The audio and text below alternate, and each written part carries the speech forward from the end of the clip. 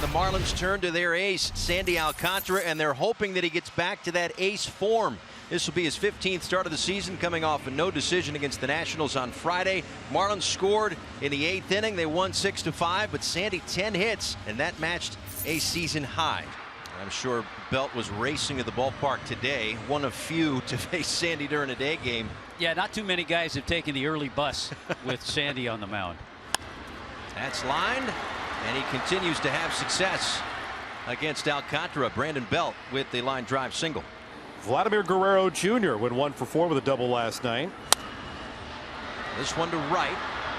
Ranging over and making the catch is Sanchez. A long run toward the corner, and he saves an extra base hit. Probably plates a first inning run for the Blue Jays, but so it goes. Alcantara works around the 2-out single. Kevin Gausman gets the ball for the Jays today. His 16th start, coming off a win against the Rangers Friday night. Luis Arraez, who last night collected a hit. He was 1 for 4 at the plate, so he plays today with an average of .398. Deep left, backing up Merrifield, pushing him back to the edge of the track where he runs it down. Chapman, Biggio, and Espinal here in the second inning. 2 for 7 with a double in the series, and some pretty good plays over at third defensively for Chapman, who has a base hit into left center. Cut off by De La Cruz. Throw goes to second, and Chapman gets there. Throw is a little bit off the mark, and Chapman hustling into second base with a hustle double. Kevin Biggio, a late assignment to get into the starting lineup at second base today when Bo Bichette was scratched. And he rips a base hit into right field. Tight near the line, bounding all the way to the wall. And Toronto's got a 1-0 lead on the RBI double from Biggio. Well, gave you the numbers on Sandy with runners on base, right? The .304 batting average. When runners are in scoring position this year, he's allowing a .387 batting average. That's only going to go up on the base hit to left field. Biggio stops at third, and it's first and third, still nobody out. We've also seen this. Innings get out of hand. Kevin Kiermaier out of the number 9 spot, 1 for 5 in the series. Kiermaier swinging, and he rips it through. Biggio's in to score. Espinal hustling for third. The throw is cut off, and Toronto's on top 2-0. Mel Stoudemire Jr. going to go out and talk with Sandy. That ground ball feels like one of the things that's really cost Sandy. Maybe with the shift last year, that's either a double play or at least an out. Top of the order, it's George Springer. And Springer drops it right over the drawn-in left side. Espinal scores. Kiermaier dashing to the plate. Here's the play, and it's not in time. What a slide by Kevin Kiermaier. And they've gone up 4-0. He took second base on the throw to the plate. More pressure behind Alcantara. And a liner into center field. That's another base hit. Should be another run. Davis up with the throw. Not nearly in time. The Blue Jays are pouring it on here in the second. This is one of the first times you look at Sandy Alcantara and you just say something is not right. Back-to-back Ks for Gausman. 2 down and nobody on here in the bottom of the third. Arraez's average down to .396. 0 for 1 today. That's up the middle, turned around by Arraez. The hits keep coming for that guy. A 2-out base runner against Gausman. Brian De La Cruz is going to lead things off for Miami. 0 for 1 today, batting for the second time here in the 4th inning, facing Kevin Gausman, the right-hander. The first pitch swung on, dribbled through the left side, split the difference between Chapman and Espinal. It's a leadoff single for the Marlins here in the bottom of the 4th inning. We saw Sanchez in his first at-bat after some splitters struggling to get to the fastball. You see where that outfield is now. Kevin Kiermaier shading the left center gap and Witt way over by the line. And he pulls it. Of course, over the head of Springer, turning him around. He'll have to play it off the wall. De La Cruz was motoring around second on his way to third. The throw to the bag at second.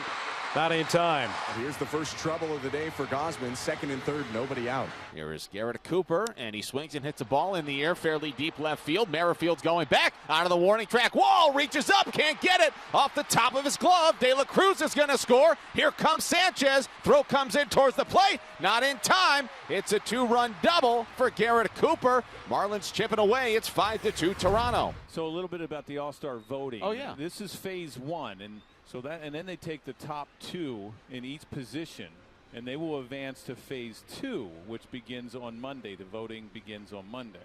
Well, let's get Luis Arraez in there. The 1-2 is a line drive into right center field. It's a base knock for Arraez. It might just push that average right back to over 400. He's 2 for 3 today. How about that? A couple of single pitch innings for Sandy. 8 in the 4th, 7 in the 6th. And he retires Merrifield for his 5th strikeout. Brandon Belt, who's 1 for 3 in his return to the lineup today.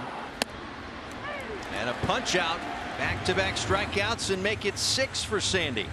Vlad Guerrero Jr. 0 for 3 today. Grounds one to first. Cooper ranging over makes the play. So Sandy Alcantara's day presumably done. He goes 7 innings this afternoon. His final 5 innings were shutout baseball. Marlins needing a little bit of a comeback here. It was a 5-run second inning for the Blue Jays. Marlins got a couple in the 4th, but those have been the only half innings where there have been runs. Gausman's been terrific. 6 strikeouts in 6 innings. Sharply hit. That's really the only way to get it past Chapman. Base hit for Davis. Big turn around first, but he'll stop a leadoff base hit on for the 2nd time today.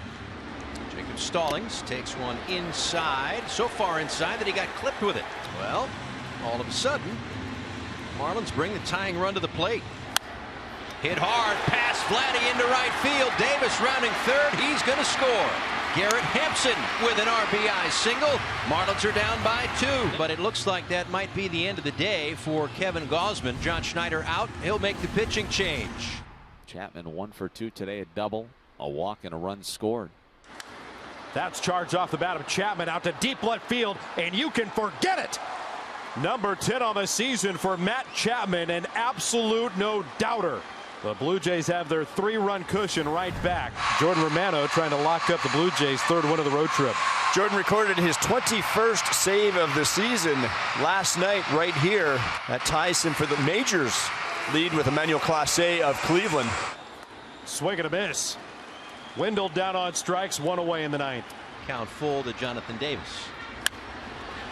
That one toward left center field. Kiermaier was way over in the gap. Davis is thinking about it, but from left field, Merrifield cuts that one off.